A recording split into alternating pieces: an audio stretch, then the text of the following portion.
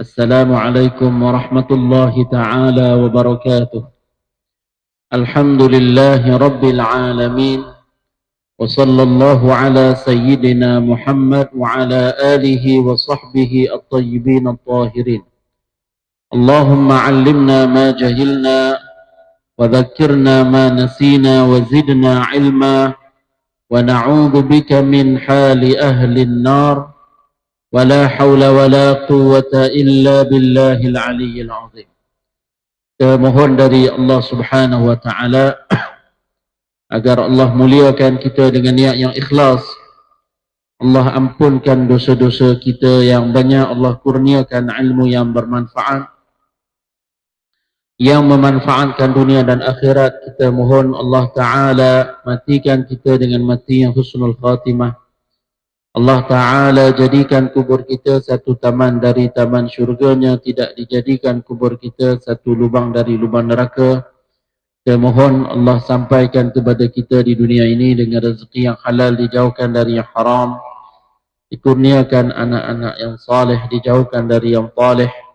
Dan kita mohon Allah Subhanahu wa Ta'ala himpunkan kita insya-Allah di hari kiamat dalam syurganya yang firdaus. Amin ya rabbal alamin. Hadirin dan hadirat muslimin dan muslimat, untuk hari ini kita ingatkan niat iktikaf di dalam masjid yang mulia. InsyaAllah kita akan sambung pada halaman yang ke-91 melalui kitab Qurratul Ainaini fi Tarbiyatil Auladi wa Birril Walidain. Kata pengarang kitab, فَإِنْ عُوِّدَ الْخَيْرَ وَعُلِّمَهُ نَشَأَ عَلَيْهِ وَسَعِدَ فِي الدُّنْيَا وَالْآخِرَةِ وَشَارَكَهُ فِي ثَوَابِهِ أَبَوَاهُ وَكُلُّ مُعَلِّمٍ لَهُ وَمُؤَدِّبٌ. Jika dibiasakan dengan kebaikan dan diajar akan hal-hal yang baik, maka dia akan membesar dalam melakukan kebaikan. Nota kaki 81. Anak bagai tin yang kosong, jika diisi dengan kebaikan maka ia terima, dan jika diisi dengan keburukan pun ia terima.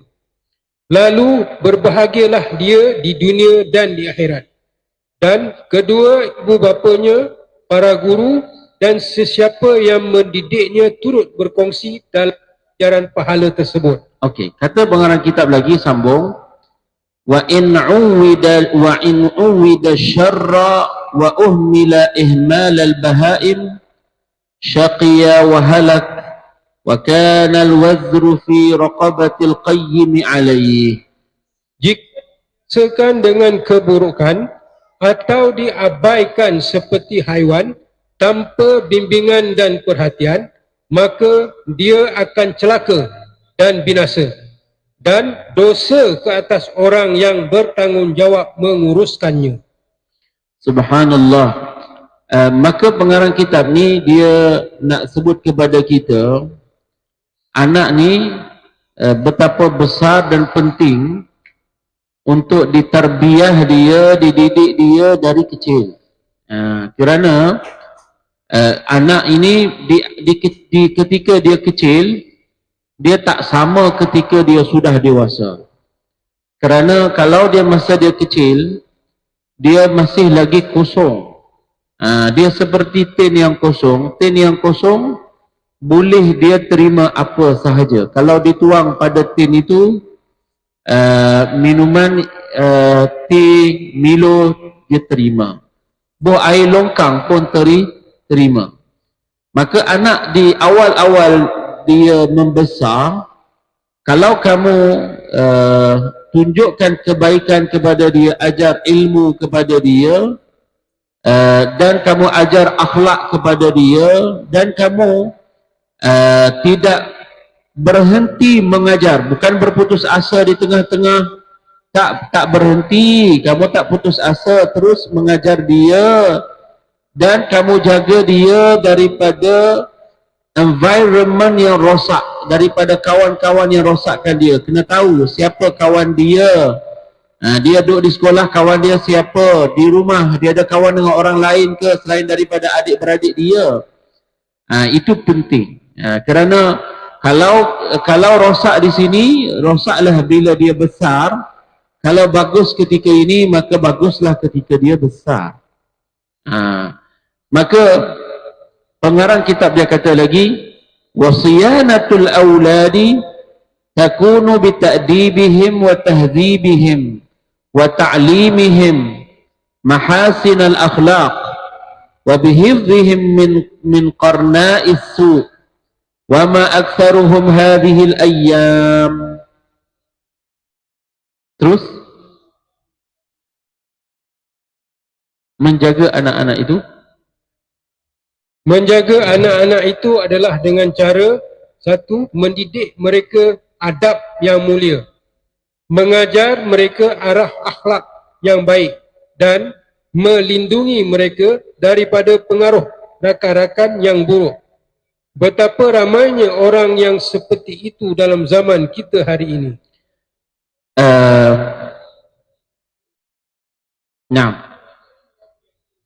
Kemudian pengarang kitab dia kata, kita nak sambung. Itu jelas sudah, kata-kata dia tu macam kita dah sebutkan. Kata dia lagi, wala yu'awwidul awlad at-tana'uma wala yuhabbib ilaihimuz zinata wa asbab ar-rafahiyah fayadhi'u umruhum fi talabiha idza kabaru.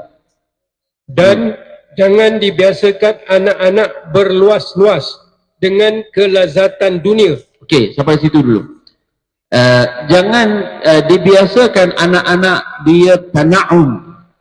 At-tana'um maknanya dia berluas-luas dengan keseronokan dan kelazatan dunia.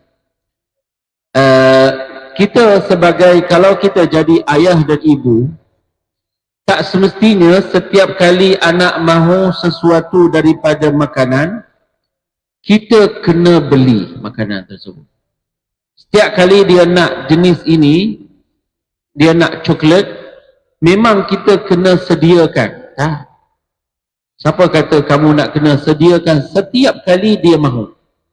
Setiap kali dia mahu. Kalau dia minta, misal contoh aiskrim, setiap kali dia minta, tak semestinya kamu terus beri apa yang dia mahu. Tak semestinya.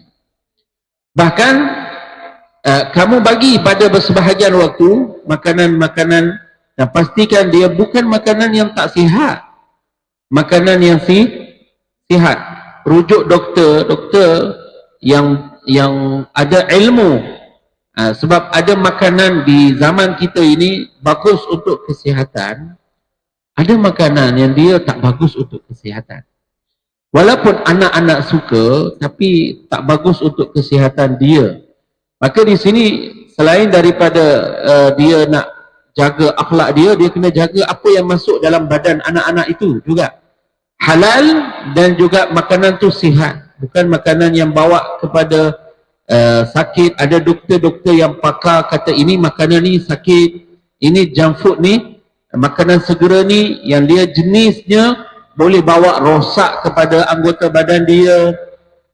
Maka di sini kena hati-hati juga seseorang dengan keadaan ini. Jadi bukanlah setiap kali dia minta satu jenis makanan, walaupun dia nak daging ke, setiap kali dia, kalau dia nak ayam ke, nak yang goreng-goreng macam ayam goreng ke, setiap kali dia nak, kamu memang kena betul-betul tunjuk, bagi kat dia setiap kali yang dia nak. Tak. Sebahagian waktu biasakan dia dengan kehidupan sederhana. Kadang-kadang berikan dia nasi putih dengan kicap. Bagi dia sebahagian keadaan tanpa daging. Bagi dia makan sebahagian keadaan tanpa ayam. Okey? Bagi dia sebahagian keadaan nasi dengan kicap tanpa telur. Supaya kita boleh sampai satu keadaan kita ajar dia boleh terima apa yang ada. Kamu bukan tak boleh mampu sediakan tu, kamu mampu. Tapi ini cara bagaimana nak besarkan anak dan cara ulama-ulama dia didik anak dia supaya anak ni dia tidak dalam kondisi at-tana'um. Tana'um ni berluas-luas dengan kelazatan. Setiap kali nak kena masak yang lazat-lazat je. Nah, kamu dengan sengaja buat dia sederhana. Boleh dimakan. Bukan tak sedap, tak boleh dimakan. Maknanya dia boleh dimakan. Makanan yang sederhana. Kena ada ini dalam keluarga, dalam kehidupan kita. Kena hidupkan, kena besarkan dia sometime. Beberapa keadaan dalam keadaan macam itu. Naam, dia boleh makan lazat ketika waktu tertentu, dan dia kena juga makan makanan yang dia bukan lazat, yang sederhana. Dan bagi dia ada rasa biasa dengan keadaan ini. Dia tak hanya bergantung, kalau nak makan mesti kena lazat, mesti kena mewah, mesti kena bagus pada lidah dia. Tak boleh macam itu. Isteri dia kena buat macam itu juga. Dan suami untuk diri dia kena buat macam itu juga. Kalau dia tak buat macam ini, bila hari yang tidak indah berlaku dalam hidup dia, tiba dia bankrupt. Tiba dia mula dulu makan lazat-lazat, sekarang suami dia kena makan yang tak lazat. Maka isteri yang dia tak biasa dengan cara ini yang baru, sebelum ini dia sudah biasa dengan daging, dia sudah rasa engkau tak ada makna untuk saya.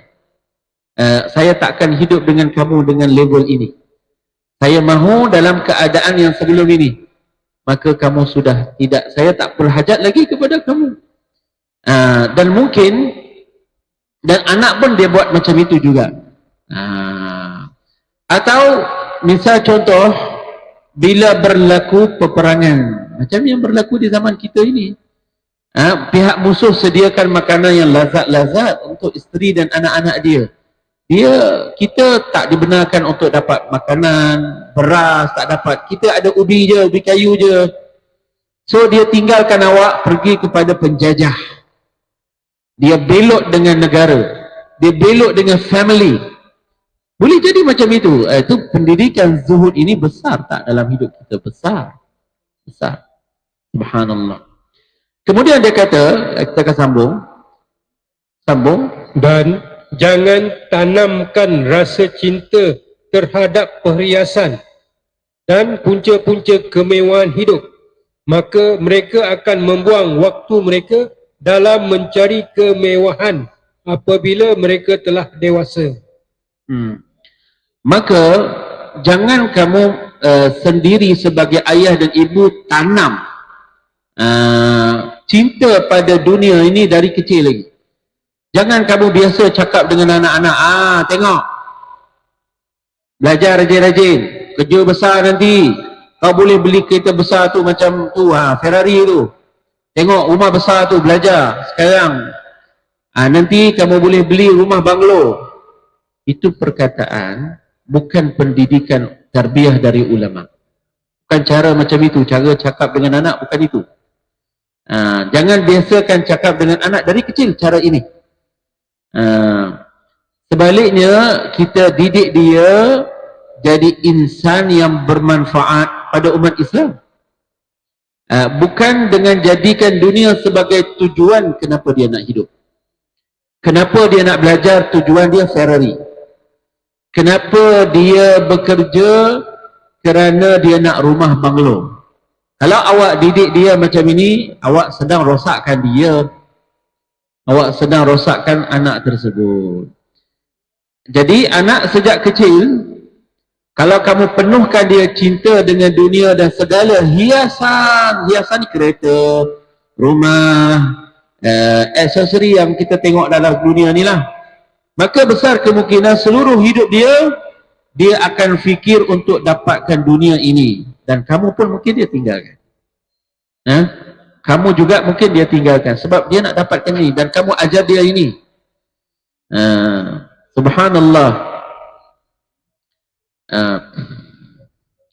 Jadi kena ingat juga, tak semestinya kalau ibu bapa itu dia baik, tentu anak dia pun akan jadi baik macam ibu dan ayah dia. Tak semestinya. Ini keadaan ini sudah berlaku dalam sejarah yang sangat-sangat banyak. Tak semestinya kalau ibu dan ayah tu dia bagus, baik, anak pun akan turut jadi baik juga. Kalau tak dididik dengan cara yang bagus, dia tak akan jadi baik. Jadi tak cukup dengan ayah bagus, mak bagus, tak cukup. Lihat Nabi Nuh alaihi salatu wassalam. Nabi Nuh, dia Nabi, baik, bagus. Antara manusia terbaik di dunia, Nabi. Antara manusia terbaik di dunia ialah Nabi. Tapi anak dia yang nama Kan'an, bukankah dia kafir?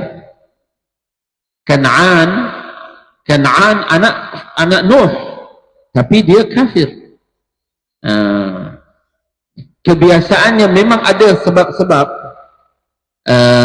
yang membantu anak ni dia jadi baik. Dia mesti kena ada punca-punca. Kenapa dia jadi baik? Itu adalah didikan. Didikan, suasana yang bagus yang berada di sekeliling dia. Dia tengok, bukan dia hidup sekeliling dia ada dadah, sekeliling dia ada zina, sekeliling dia ada rokok, ada dadah, ada perkara yang tak bagus. Maka lama-lama dia akan buat macam itu. Dia akan ikut environment yang ada di sekeliling dia. Maka kalau dia didik dengan suasana, dia didik dengan didikan bagus, suasana di sekelilingnya bagus, dan tunjuk ajar gurunya bagus, tapi kadang-kadang boleh jadi seorang tu dia jadi bagus, dan boleh jadi anak tu walaupun ayah dah bagus, ibu dah bagus, guru dah bagus, suasana pun dah bagus, duduk di tahfiz, duduk di pondok, tapi dia jahat. Sebab ini kena tahu bahawa yang menciptakan hidayah tu Allah. Jadi seorang ibu, dia dan ayah dia cukup dengan ini sudah. Khalas. Dia dah didik dengan bagus, dia dah sedia suasana bagus, dia sedia guru yang bagus, dia tawakal kepada Allah. Sama ada dia jadi bagus atau dia tak jadi bagus. Kerana boleh jadi seseorang tu dia dah semua kiri kanan semua dah bagus, tapi Allah Ta'ala dia yang menjadikan hidayah. Dia beri hidayah kepada orang yang dia kehendaki. Boleh jadi sebahagian orang Allah tak berikan hidayah bagi dia. Ayah dia Nabi, didik dia bagus, tapi dia tak ada hidayah baginya. Tidak ada hidayah bagi dia. Subhanallah. Dan antara perkara yang kita nak jaga anak ini, nak kita nak beramal, ialah bila kita didik anak, kita didik dia, antaranya kita ingatkan dia dengan kehidupan akhirat. Dan hidup di dunia ini sementara. Selalu kena ingatkan dia bahawa kematian dia pasti akan datang. Boleh jadi kau mati sebelum mak, boleh jadi kau mati sebelum ayah, kan? Betapa banyak di zaman kita yang macam tu lah. Mak dia tengah sakit, ayah tengah sakit, ni ayah dah tak lama dah, mak dah tak lama dah, kan? Ayah dia cakap lah, mak dia cakap, tengok-tengok anak dia dulu mati. Tak, ayah dia tengah sakit, mak dia tengah sakit, rupanya anak dia mati dulu. Dan betapa banyak keadaan ini.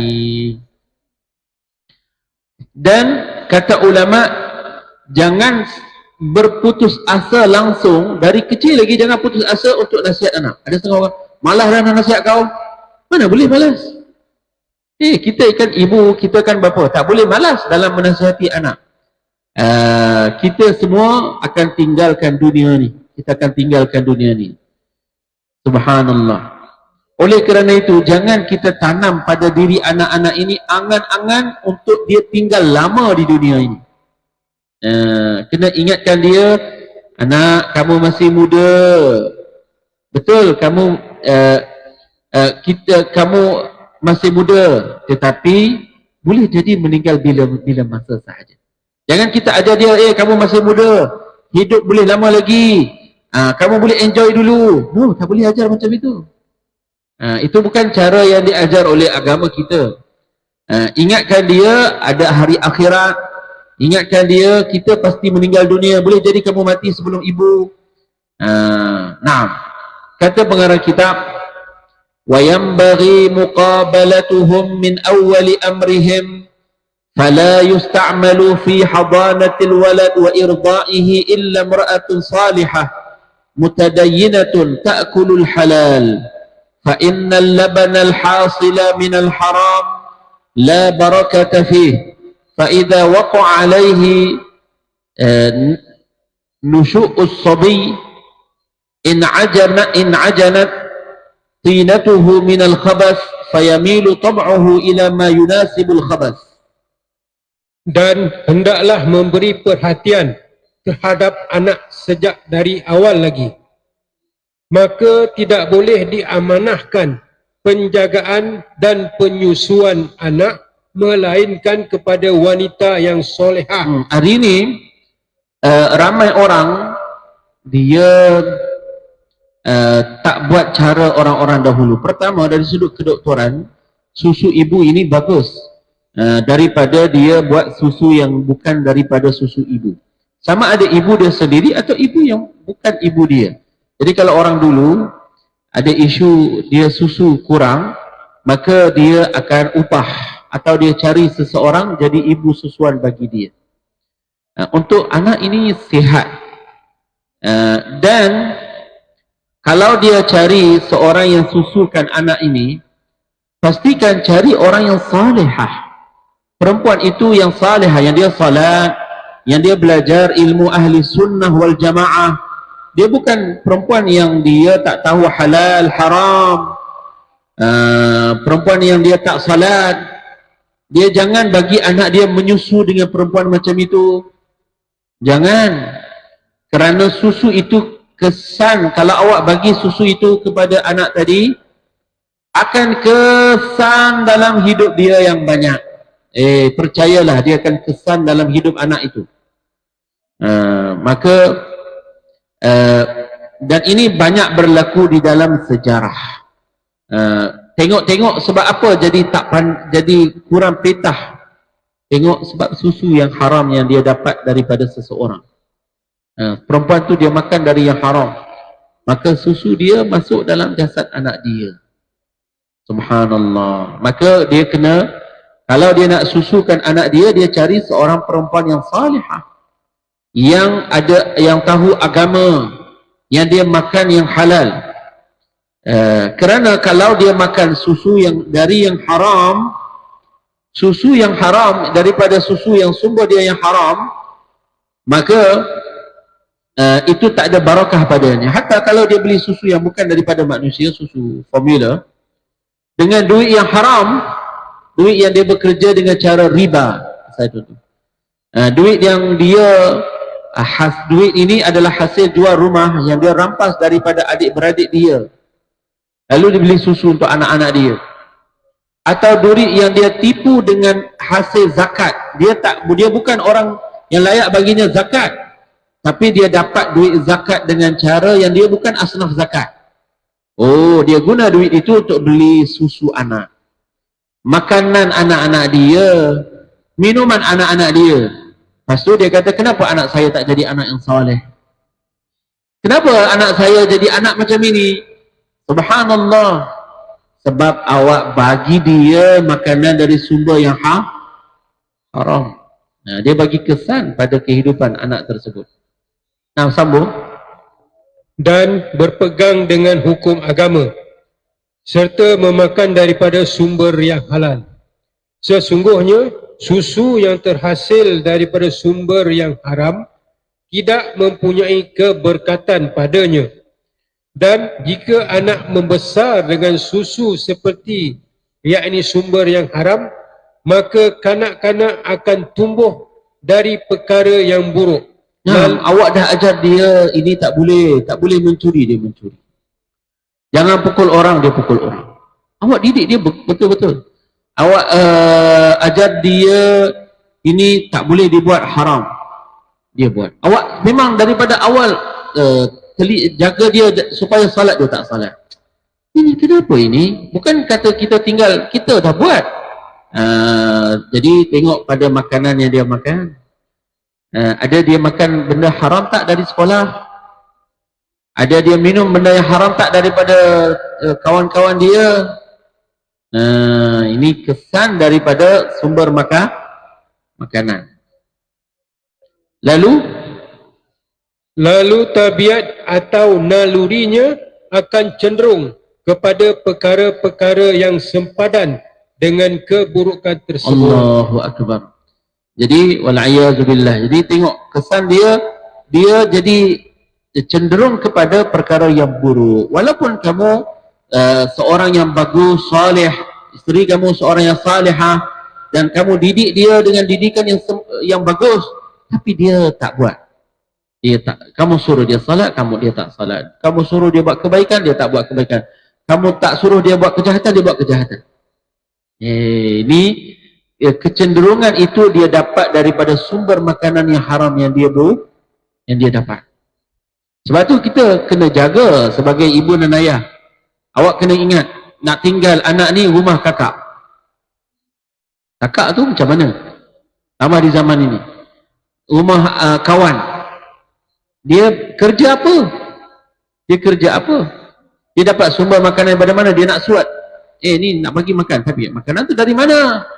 Makanan tu daripada mana? Awak beli dengan duit yang macam mana? Untuk masukkan kepada dia. Hari ni kamu suap dia, saya tanggung keadaan ini bertahun-tahun. Nak didik dia, cakap macam ni, tak dengar cakap ni, daripada makanan tadi. Subhanallah. Jadi seseorang, dia kena jaga betul-betul anak dia dari sudut sumber makanan yang halal sampai kepada dia, dan minuman yang halal yang sampai kepada dia. Pastikan yang sampai kepada dia yang halal, bukan dari yang haram. Kerana kalau dari yang haram, maka dia akan jadi cenderung untuk buat keburukan. Dia ada kecenderungan untuk buat keburukan. Subhanallah. Kemudian dia kata, ثُمَّ يُرَاقَبُ طَبْعُهُ فَإِذَا كَانَ يَحْتَشِمُ وَيَسْتَحِي مِنْ شَيْءٍ دُونَ شَيْءٍ وَيَتْرُكُ بَعْضَ الْأَفْعَالِ فَهَذِهِ بِشَارَةٌ تَدُلُّ عَلَى اعْتِدَالِ الْأَخْلَاقِ وصفاء القلب وهو مبشر بكمال العقل عند البلوغ فينبغي أن يستعان على تأديبه بحيائه. Kemudian hendaklah diperhatikan tabiat kanak-kanak. Jika dia menunjukkan rasa malu dan segan terhadap sesuatu perkara berbanding perkara lain, serta meninggalkan sebahagian perlakuan, maka ini adalah petanda baik yang menunjukkan keseimbangan akhlak dan kejernihan hati. Jadi kalau sekiranya zahir pada anak kamu yang lelaki atau perempuan, tanda anak ni, sebab tu kita sebagai ibu bapa, jangan kamu bagi makan dan minum je tak perhatikan anak ni. Jadi kena perhati kepada dia. Tengok suami, tengok isteri, tengok juga kepada anak dia ni. Kalau zahir padanya anak ini tanda-tanda yang perlu kita ambil berat, tengok. Kalau nampak anak ini ada sifat malu, misal contoh, budak ni ada sifat malu. Misal contoh, kalau dia mahu masuk tandas, dia takkan masuk macam tu, melainkan dia tutup tandas. Jadi kalau dalam keadaan terbuka, dia rasa malu. Dia tak suka orang lain lihat sedangkan dia sedang qada hajat. Ini menunjukkan ada pada dia fitrah malu dalam diri dia. Ini bagus. Ini kata dia nak menunjukkan betapa dia ni ada akhlak dan ada kejernihan hati. Ini juga menandakan bahawa dia bakal memiliki akal sempurna apabila balik. Bila dia masuk tandas, itu caranya ialah tutup pintu. Bila dia nak mandi, setelah dia mandi, dia pakai kain tua lah. Dia tahu bukan dia pergi sana sini tanpa pakai apa-apa. Jadi kalau jangan biasakan dia biasakan buka pakaian anak Jangan biasakan dia dalam keadaan badan dia tanpa ada pakaian. Jangan dedahkan aurat dia di hadapan orang ramai tanpa keperluan. Biasalah kanak-kanak macam itu, biarlah. Oh, kamu sebagai ayah dan ibu, dan awak ada anak yang kecil, maka jangan biasakan dia tanpa ada pakaian di khalayak ramai. Ajar dia, apa ni, malulah. Ini malulah, tak bagus. Dia kena guna ibarat itu.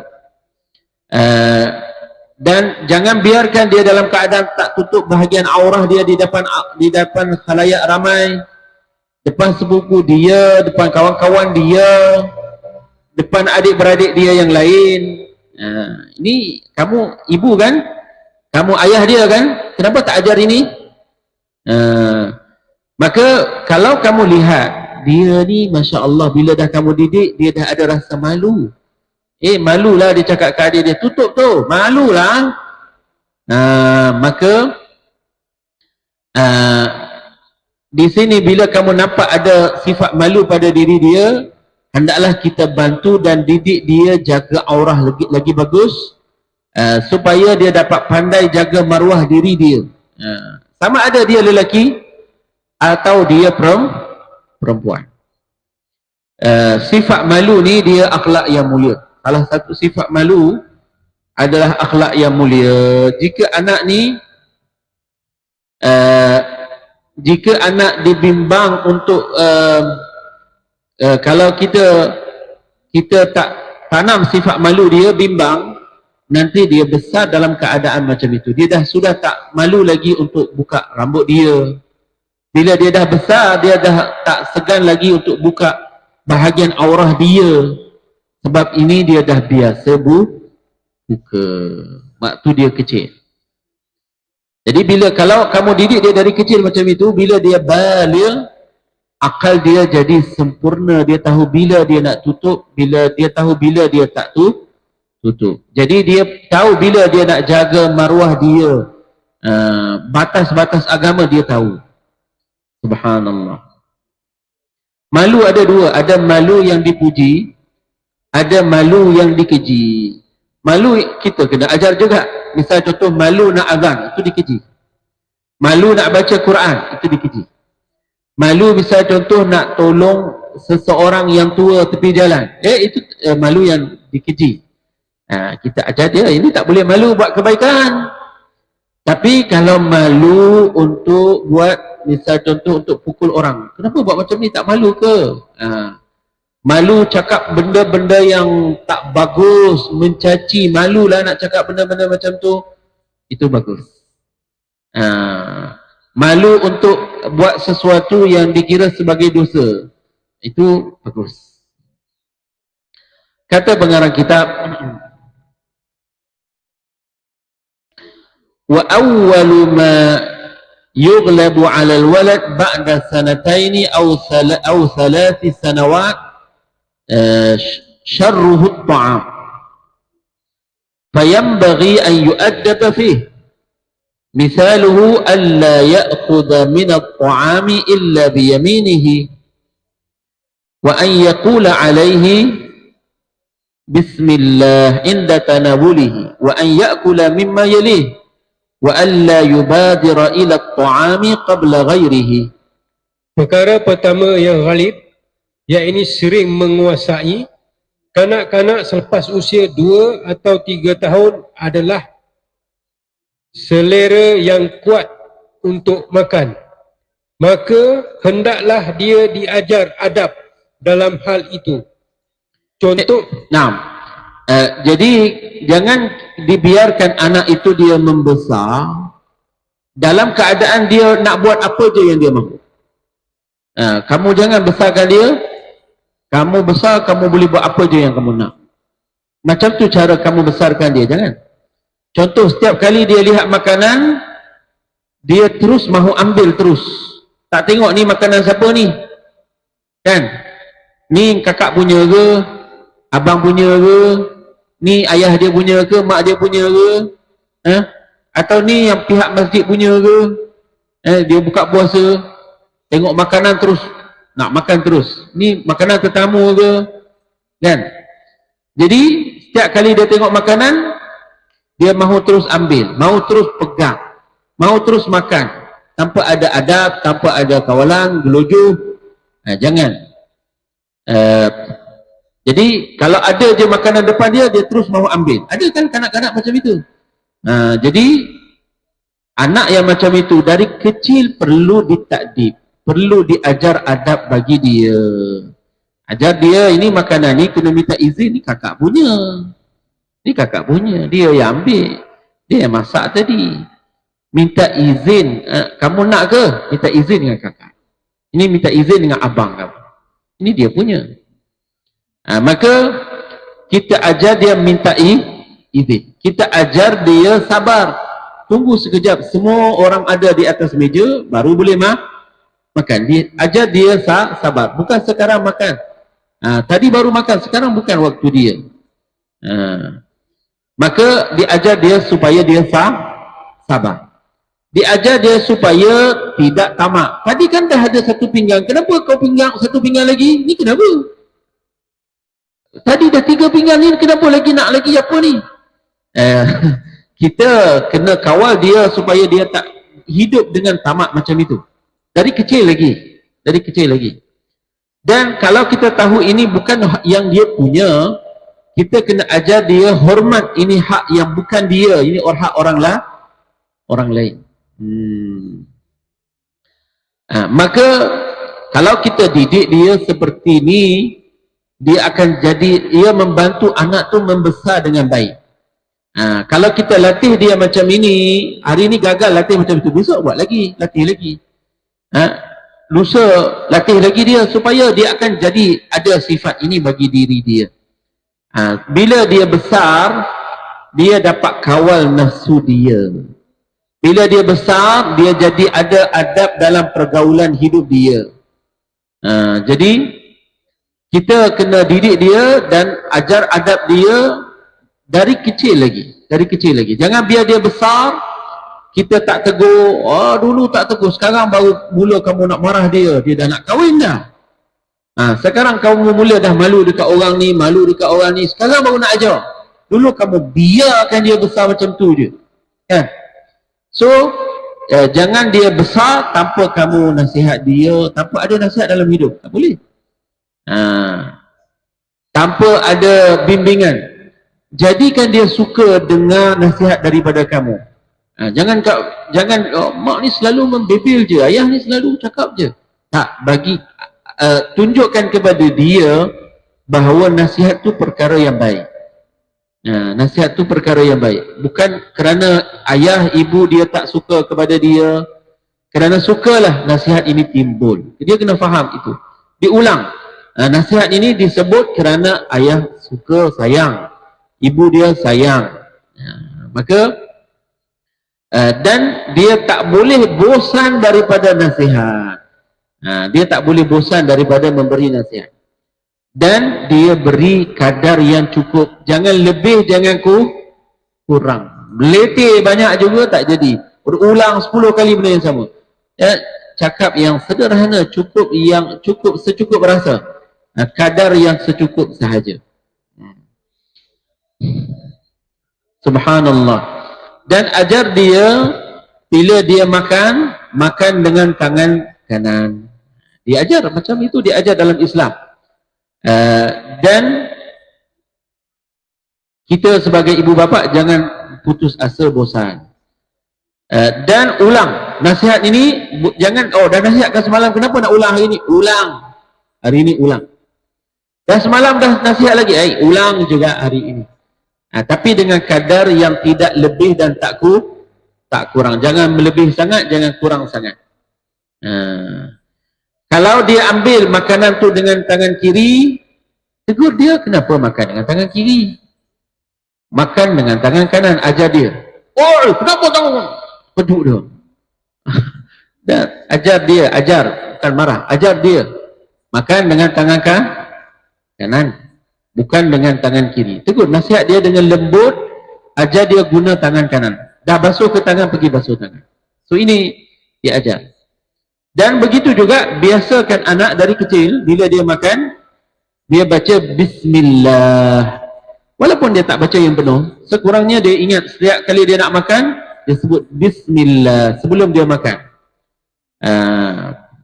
Dan kalau dia sudah makan dan dia belum baca, kita ajar dia bismillahi min awwalihi wa akhirihi. Ini kita ajar dia. Kita ajar dia. Dan kita ajar dia juga adab makan yang lain juga. Misal contoh, kalau kamu makan pada bahagian yang paling dekat dengan kamu.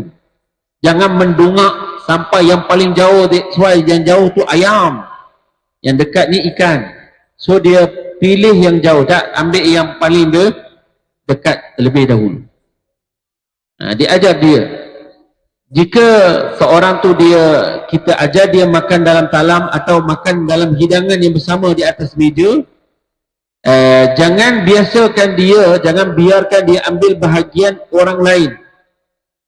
Dia pergi ambil bahagian yang kita dah bagikan, ini untuk ni, ini untuk ini, ini untuk ini. Dia ambil bahagian orang lain, jangan.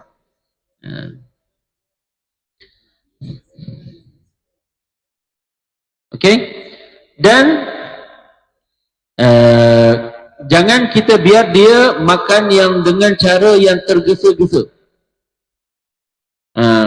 Kadang-kadang dia makan cepat-cepat supaya dia makan lebih banyak daripada orang lain sebelum mereka sampai.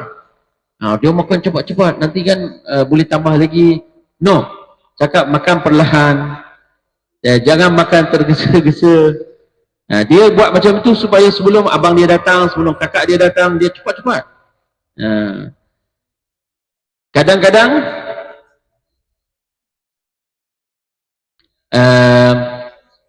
dia makan dulu sebelum ayah dia makan, sebelum ibu dia makan. Tak, kita ajar dia semua ada baru mula makan. Dan ajar dia sifat sabar, sifat tunggu. Menunggu tu diajar supaya dia ada dalam hidup dia menunggu. Diajar dia hormat, ini hak orang. Ini nampak kecil, tapi ini kesan dia dalam hidup dia besar. Dalam hidup dia besar. Ini ajar ni akhlak. Ada padanya adab, adanya disiplin dari kecil. Diajar ini kepada anak dia. Subhanallah. Kita ambil satu lagi. Wa alla yuhdaq an-nazar ilaihi wala ila man ya'kul. Wa alla yusra fil akal. Wa an yujid al-mada'. Wa alla yuwali baina al-laqam. ولا يلطخ يده وثوبه ولا يلطخ يده وثوبه. Tidak memandang tajam ke arah makanan atau kepada orang yang sedang makan. Dia bukan main, dia tengok je orang tu duduk tengah makan. Jangan, kita tengok dia, jangan tengok orang makan. Tengok yang kita punya je. Ni dia duk tengok, dia memandang dengan pandangan yang sangat tajam pada makanan. Yang dia tengok tu yang ayam tu. Yang tengok yang bahagian itu. Ataupun yang ayam pula bahagian yang tight itu yang dia nak tu. Yang tu. Yang lain dia tak nak. Saya contoh. Maka kita jangan biarkan dia memandang tajam pada makanan. Atau masa tu orang sedang makan, dia duduk tengok orang sedang makan. Pergi dekat kaca tu tengok dalam restoran tu, tengok dia. Tarik dia. Kau dah makan kan tadi, apa duk tengok lagi? Dan bila dia makan, maka kita minta dia makan secara perlahan-lahan. Ajar dia dari kecil lagi makan secara perlahan, bukan dengan gelojoh. Dan ajar dia kunyah dengan baik. Bila dia kunyah, maka diajar dia kunyah dengan cara yang baik. Tidak makan dengan tergesa-gesa, mengunyah dengan baik, tidak menyuap berturut-turut antara suapan-suapan, yakni tanpa henti, dan tidak mengotorkan tangan serta pakaiannya, yakni ketika makan. Jadi kalau kita biarkan dia penuh je orang sedang makan, orang tu terganggu. Budak ni tak makan lagi ke? Aduh, ambil makanan ni, dia baru nak makan. Jadi dia akan ganggu orang tersebut daripada yang sedang makan. Dan kalau kita biarkan ini, dia akan ada pada diri dia sifat tamah.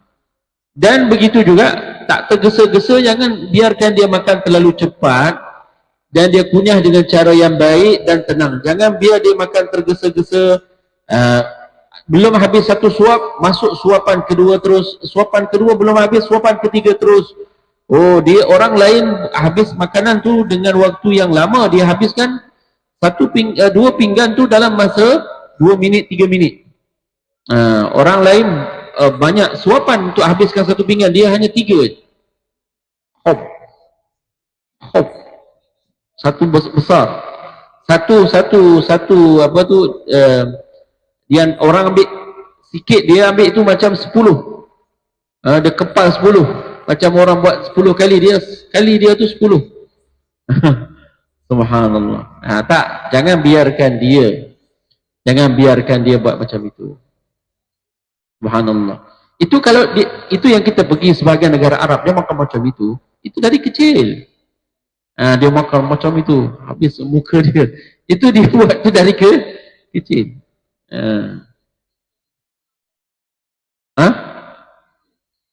Buat apa?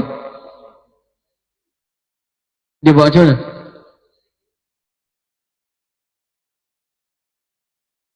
Dia buat pertandingan ke?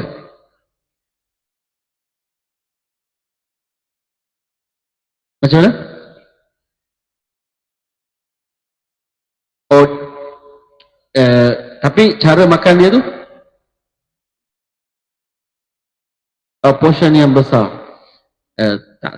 Bukan adat kaum muslimin. Dia ambil daripada barat lah. Dia buat satu pertandingan, siapa yang cepat habis, misalnya contoh, kadang dia seorang lah, dia nak dapatkan like. Itu cupang tu nama orang tu. Tu ada sebahagian, ya. Tanpa saya merujuk kepada sesiapa pun, tetapi dia buat kadang konten tak pakai baju, itu dia makanan banyak, lepas tu orang tengok pun comot. Dia kadang buat macam itu. Itu bukan, kita ajar ini bukan cara makan yang diajar oleh baginda Rasulullah sallallahu alaihi wasallam. Dan kita didik dia jaga kebersihan sebelum makan, semasa dia makan, dan setelah dia makan. Jangan biar dia sengaja kotorkan pakaian dia bila dia makan. Jangan biarkan dia ada makanan yang jatuh ketika dia makan. Bila dia makan, habis satu meja disebabkan dia makan. Kita ajar dia sampai bersepah semua meja dia, sampai bersepah pakaian dia tanpa sebab. Kita bantu dia supaya dia ada disiplin ketika dia makan. Ini diajar dalam agama. So nanti kita akan sambung lagi, wa an yu'awwidal khubuz wal ma'. Ini kita akan sambunglah pada pertemuan akan datang. Sampai di sini. Barakallahu fikum wa ahsanallahu ilaikum wa jazakumullahu khairan katsiran. Halil wa nusalli ala nabi. La ilaha illallah. La ilaha illallah.